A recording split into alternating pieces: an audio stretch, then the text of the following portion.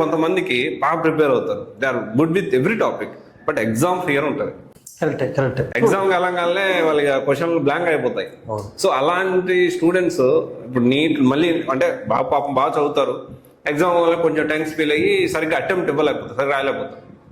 అలాంటి స్టూడెంట్స్ మనం NEET long term తీసుకోవచ్చా? తీసుకుంటే వాళ్ళు ఏం చేస్తే వాళ్ళకి బాగా మార్క్స్ వస్తాయి? అసలు మీరు చెప్పిన సైకాలజీ ప్రతి ఎగ్జామ్లో ఉంటుంది. నీట్ ఎగ్జామ్ అవ్వచ్చు, ఐఏఎస్ ఎగ్జామ్ అవ్వచ్చు, ఐఐటి, ఏ ఎగ్జామ్ అయినా మీరు చెప్పిన సైకాలజీ స్టూడెంట్స్ పాపం చాలా ఉంటారు.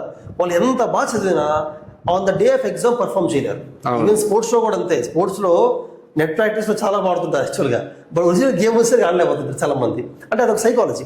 అయితే మీరు అన్న అటువంటి స్టూడెంట్స్ మన దగ్గర ఉన్నారు. మన దగ్గర కూడా జనరల్గా ఇటువంటి స్టూడెంట్స్ మా ప్రాసెస్లో ఒక 2 ఉన్నాయి. ఈ 2 ఫాలో అయితే అది సైకలాజికల్గా దే కెన్ ఓవర్కమ్ దట్. ఆ 2 ఏంటంటే, ఒకటేంటంటే మేము డైలీ 6 hours టీచింగ్ క్లాస్ ఉంటాయి. టీచింగ్ క్లాసెస్ 6 గంటలు ఉంటాయి classes. 2 hours physics, 2 hours chemistry, botany 1 hour, zoology 1 hour ఉంటుంది క్లాస్. 6 అయిపోయిన తర్వాత ఇంకో 6 hours స్టడీ అవర్స్ ఉంటాయి.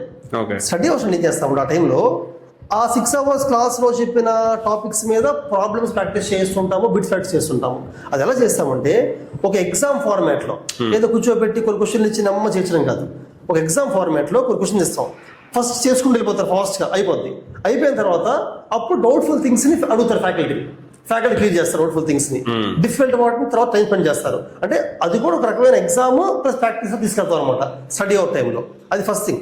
ఎలాగో క్లాస్ చెప్పిన సీనియర్ ఫ్యాకల్టీయే ఉంటారు కాబట్టి స్టడీ అవర్స్లో వాళ్ళకి తెలుసు ఈ స్టూడెంట్ ఈ ప్రాబ్లం చేయలేకపోతున్నారంటే మనం ఉదయం చెప్పిన టాపిక్ ఎక్కడ అర్థం లేదు, ఎక్కడ అర్థం కనిపెట్టేస్తారు వాళ్ళు, దాన్ని రిపీట్ చేస్తారు మళ్ళీ.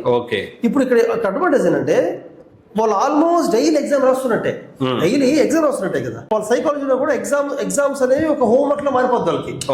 డైలీ ఎగ్జామ్ రాస్తూ ఫీలింగ్ వచ్చేస్తుంది. సో ఫైనల్ ఎగ్జామ్కి వెళ్ళినా కూడా అదే ఫ్లో లో మార్క్స్ వచ్చేస్తాయి.